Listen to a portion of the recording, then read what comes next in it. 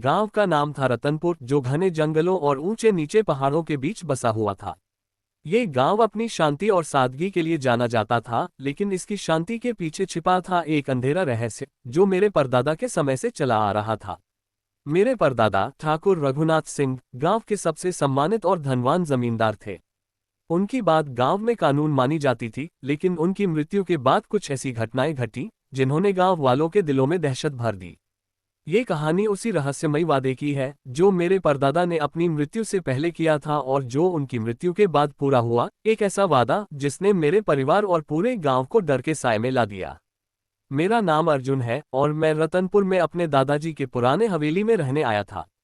शहर की भागदौड़ से तंग आकर मैंने कुछ समय गांव में बिताने का फैसला किया।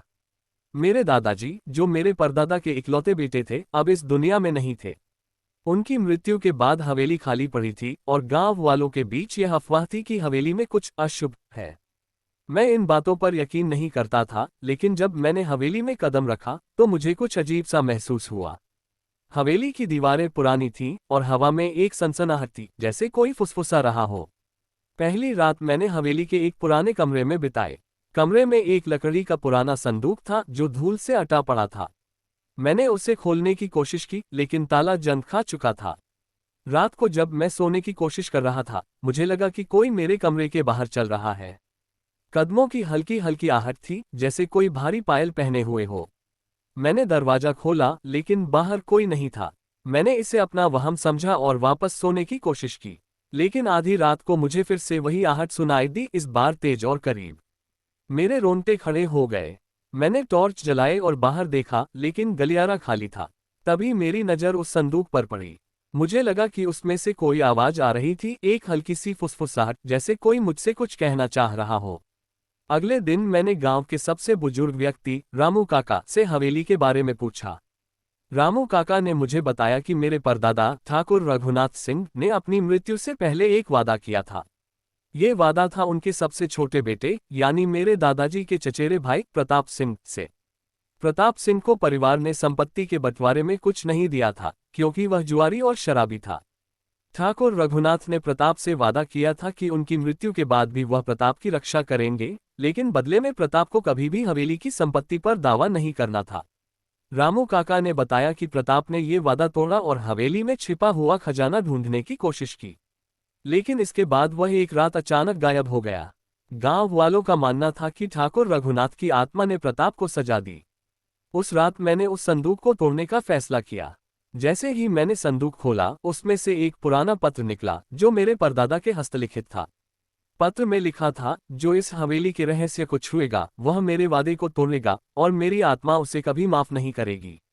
मेरे हाथ कांपने लगे। तभी हवेली में अचानक ठंडी हवा चलने लगी और मुझे लगा कि कोई मेरे पीछे खड़ा है। मैंने पलटकर देखा, लेकिन वहां कोई नहीं था। फिर अचानक संदूक से एक काला साया निकला और मेरे सामने एक आकृति बन गई। वह मेरे परदादा की तरह दिख रहा था, लंबा कद, सफेद दाढ़ी और आंखों में एक अजीब सी चमक। उसने कहा, अर्जुन, तूने मेरा वादा तोड़ा, अब तुझे मेरे साथ चलना होगा। मैं डर के मारे चीख पड़ा और भागने की कोशिश की, लेकिन दरवाजा अपने आप बंद हो गया। उस आकृति ने मेरी ओर हाथ बढ़ाया और मुझे लगा कि मेरा शरीर ठंडा पड़ रहा है। तभी मुझे अपने दादाजी की आवाज सुनाई दी, जो कह रहे थे, अर्जुन, डर मत, अपने मन को मजबूत रख। मैंने हिम्मत जुटाई और उस आकृति से कहा, मैंने कोई वादा नहीं तोड़ा, मैं सिर्फ सच जानना चाहता हूँ। आकृति रुक गई और बोली, सच जानना चाहता है तो सुन, ये हवेली शापित है। प्रताप ने मेरे वादे को तोड़ा और खजाने की लालच में अपनी जान गंवाई। अब तू भी उसी रास्ते पर है। मैंने उस रात किसी तरह हवेली से बाहर निकलने में कामयाबी पाई और गांव के मंदिर में जाकर पंडित जी से मदद मांगी।